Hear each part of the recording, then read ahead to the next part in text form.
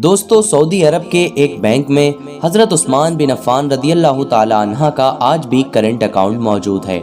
جی ہاں دوستو، آپ کو یہ جان کر شاید حیرانی ہوگی کہ مدینہ منورہ کے منشیپالٹی میں سیدنا عثمان بن عفان رضی اللہ تعالی عنہ کے نام پر باقاعدہ جائیداد رجسٹرڈ ہے۔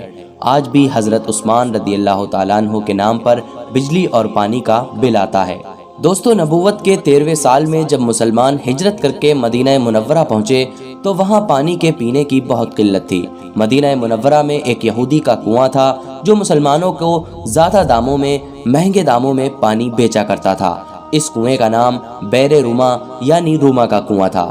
وہاں کے اس حالات سے پریشان ہو کر مسلمانوں نے رسول اللہ صلی اللہ علیہ وسلم سے شکایت کی اور اپنی پریشانی کو بتایا۔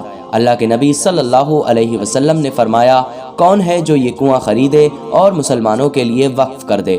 ایسا کرنے پر اللہ تعالیٰ اسے جنت میں چشمہ عطا کرے گا۔ حضرت عثمان بن عفان رضی اللہ تعالیٰ عنہ اس یہودی کے پاس گئے اور کنواں خریدنے کی خواہش کی، یعنی اس سے کنواں خریدنے کو کہا۔ حالانکہ دوستو یہ کنواں اس یہودی کی آمدنی کا ایک بہت بڑا ذریعہ تھا، اس لیے اس یہودی نے اسے بیچنے سے انکار کر دیا۔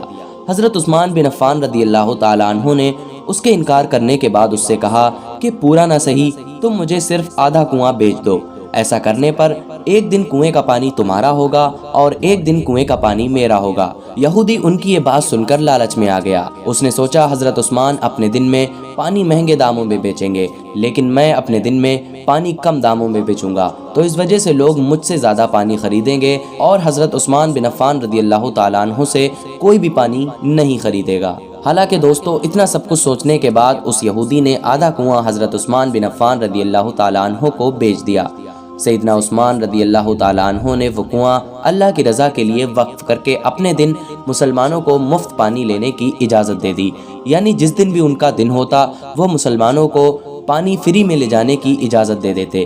تمام لوگ حضرت عثمان رضی اللہ تعالیٰ عنہ کے دن مفت پانی حاصل کرتے اور اگلے دن کے لیے بھی اکٹھا کر لیتے۔ یہودی کے دن کوئی شخص بھی پانی خریدنے نہیں جاتا۔ یہودی نے دیکھا کہ اس کی تجارت مندی پڑ گئی ہے، یعنی اس کا پانی کوئی خرید ہی نہیں رہا ہے، تو اس نے عثمان رضی اللہ تعالیٰ عنہ سے باقی کا آدھا کنواں خریدنے کو کہا۔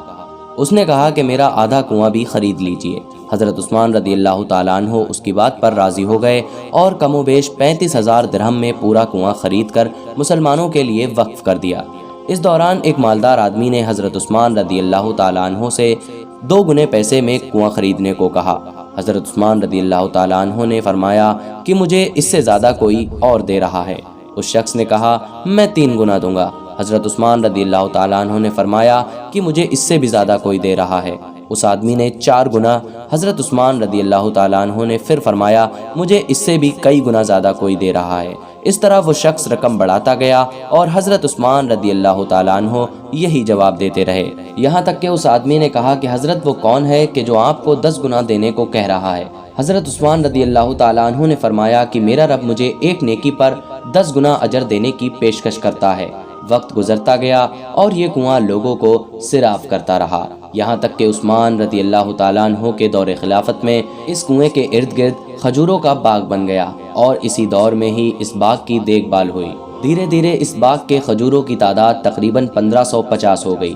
وقت گزرتا گیا اور حکومت نے اس باغ میں 4 دیواری بنوائی اور یہ جگہ منشیپالٹی میں حضرت عثمان بن عفان رضی اللہ تعالیٰ عنہ کے نام سے رجسٹرڈ کر دی گئی۔ اس باغ کی کھجوریں بازار میں بیچ دیں اور اس سے حاصل ہونے والی آمدنی سیدنا عثمان بن عفان رضی اللہ تعالیٰ عنہ کے بینک میں جمع کر دی تھی۔ چلتے چلتے اس اکاؤنٹ میں اتنی رقم اکٹھی ہو گئی کہ مدینہ منورہ کے مرکزی علاقے میں اس باغ کی آمدنی سے ایک کشادہ پلاٹ لیا گیا، جہاں عثمان بن عفان رضی اللہ تعالیٰ عنہ کے نام سے ایک عالیشان ہوٹل تعمیر کیا جانے لگا۔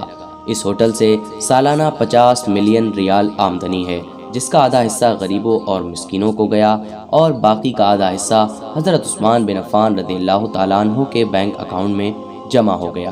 حضرت عثمان بن عفان رضی اللہ تعالیٰ عنہ کے اس عمل اور خلوص نیت کو اللہ رب العزت نے اپنی بارگاہ میں ایسے قبول فرمایا اور اس میں اتنی برکت عطا فرمائی کہ قیامت تک ان کے لیے صدقہ جاریہ بنا دیا۔ دوستو یہی وہ لوگ ہیں جن کی جانیں اور مال اللہ تعالیٰ نے اپنی جنت کے بدلے خرید لی۔